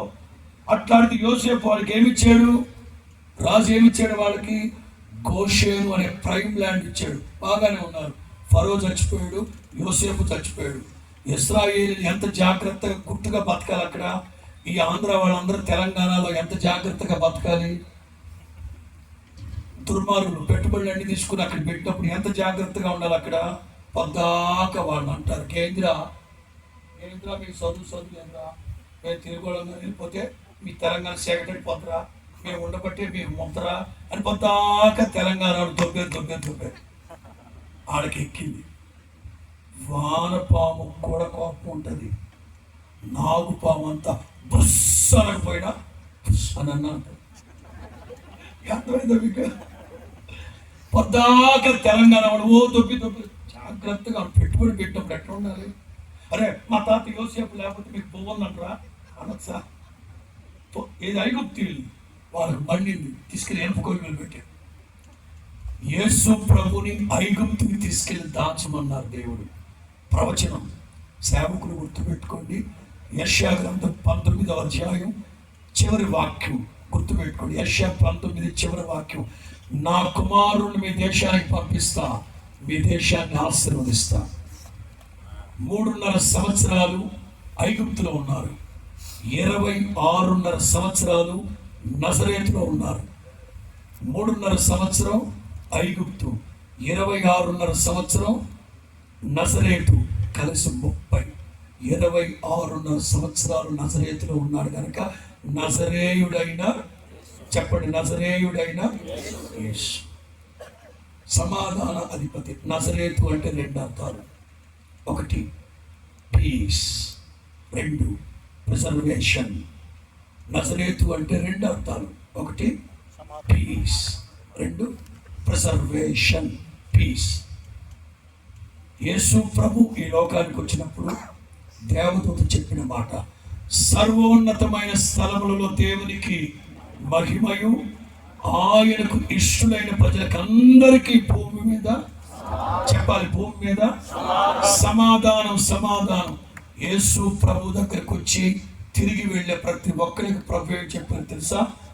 సమాధానం గలదానమైన ఇంటికి, సమాధానం గలవాడమైన ఇంటికి. సేవకులైన మాత ఏం చెప్పారు తెలుసా? మీరు ఏదైనా ఒక ఇంట్లో అడుగు పెడితే, ఇంట్లో అడుగు పెట్టిన వెంటనే, అక్క ఏం కూర చేసావు, శీలావతే, ప్రభావతే, భాగ్యవతే, ఇట్లా అడగమన్నాడా? ఏదైనా ఒక ఇంట్లో అడుగు పెట్టిన వెంటనే ఈ ఇంటికి సమాధానం కలుగును గాక. యేసు ప్రభు మనకు అనుగ్రహించే ఆశీర్వాదాలన్నీ ఒక పెద్ద లిస్టు తయారు చేస్తే, దేవుడు మనకు అనుగ్రహించే ఆశీర్వాదాలన్నీ లిస్టు తయారు చేస్తే, మొట్టమొదటి ఆశీర్వాదం ఏంటి తెలుసా? సమాధానం. నెమ్మది లేకుండా విస్తారమైన ధనం ఉండటం కంటే సమాధానం. అందుకే ప్రభు చెప్తారు, 1 సమాధానాన్ని మీకు అనుగ్రహిస్తున్నాను, 2 నా సమాధానాన్ని మీకు, నాట్ సమ్వన్ ఎల్స్, వాళ్ళ దగ్గర వీళ్ళ దగ్గర నేను అతికి తెచ్చింది కాదు, ఇట్స్ మైండ్ పీస్. 3 లోకం ఇచ్చేటటువంటి సమాధానం, not similar one, it's supernatural, it's surpriser, it's supremes. సమాధానం. ఎవరి గుండెల్లో నా ప్రభువు ఉంటారో వారికి సమాధానం కలుగునగాక. ఇప్పటి వరకు అదే సందట్లో సడేమి అంటారు చూడండి. ఇప్పటి వరకు మీరు ఎవరితోనైనా సమాధానంగా లేరా నా మాట వినండి. చాటుగా ఇచ్చిన బహుమానం క్రోధాన్ని చల్లార్చేస్తుంది. అంచేత ఈ క్రిస్మస్ శుభవేళలో మీకున్న కోపతాపాలన్నీ ప్రక్కన పెట్టి ఓ 4 అరుసులు, ఓ 4 కజ్జికాయలు, 4 జంతికలు, 4 ఈ ప్రాంతంలో ఏం తయారు చేస్తారు తీసుకెళ్ళి అలా కాదు. ఈయనకి నాకు గెట్టుతో పచ్చగడ్డి కాదు, ఏ గడ్డి వేస్తే మడిపో. ఈ పండుగ టైంలో నా మాట వినండి, తీసుకొని అన్నా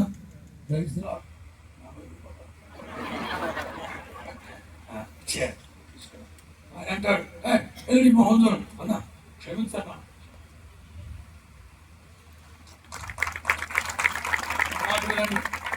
నా మాట వినండి. అందరితో సమాధానమును పరిశుద్ధతయు కలిగి ఉండండి. పరిశుద్ధత లేకుండా ఎవ్వడు దేవునిని వాక్యమా నా మాట. అందుకే అందరితో సమాధానం పడండి. ఇప్పుడు మనకు సమాధానం లేకుండా సంతోషమే ఈ సంతోషము నీకు కావాలన్నా నీకు వినేవాడు మనమే మొహం మీద ఆడి కోపంలోనే సమాధానం లేదు, ఆడి జీవితంలోనే సంతోషం లేదు. మరి పైగా మైకెట్టుకొని వద్దు, సమాధానం పడండి. క్షమించలేని నేరాలు ఘోరాలు ఏమి మన దగ్గర లేవు కదా. అలాగని మన ప్రభు అనుకుంటే మనం ఇవాళ రక్షించబడేవాడు. యేసు క్రీస్తు రక్తం ప్రతి పాపము నుండి మనలను కలుషితం చేస్తుంది. ప్రవచన గ్రంథాల్లో రాయబడిన మాటలు నెరవేర్చబడుతున్నాయి. నేడు రేపు రెండవసారి యేసు క్రీస్తు ప్రత్యక్షము కాబోతున్నాడు. 2000 సంవత్సరాల క్రితం నరావతారిగా నజరేయుడైన యేసుగా కన్య మరియ గర్భమందు పుట్టాడు. రెండవసారి ప్రత్యక్షము కాబోతున్నాడు. సిద్ధమా? ఆయన రాకడానికి సిద్ధమా? మరలా చెప్తున్నాను, పండుగలు వస్తుంటాయి వెళుతుంటాయి, సంవత్సరాలు వస్తుంటాయి వెళుతుంటాయి. ఇప్పుడు నేను చెప్పిన అనుభవాలన్నింటిలో సాగుతూ పండుగను ఆచరించండి. సమస్త జ్ఞానానికి మించిన నా దేవుని సమాధానం మీ హృదయాలలో నిలిచి ఉండును గాక. మరొక్కసారి సభాముఖంగా పెద్ద మనసుతో నన్ను క్షమించమని అడుగుతున్నాను. 11వ తారీఖు వాయిదా వేశాను, నిన్న వాయిదా వేశాను. ఇక ఎప్పుడు ఇట్లాంటి జాప్యం జరగదని మీరు ఎప్పుడు పిలిచినా మీ దగ్గరకు వస్తాను. సియోనులో నుండి నా తండ్రి మిమ్మల్ని ఆశీర్వదించును గాక. God bless you. సార్ ఒక పల్లవి చరణం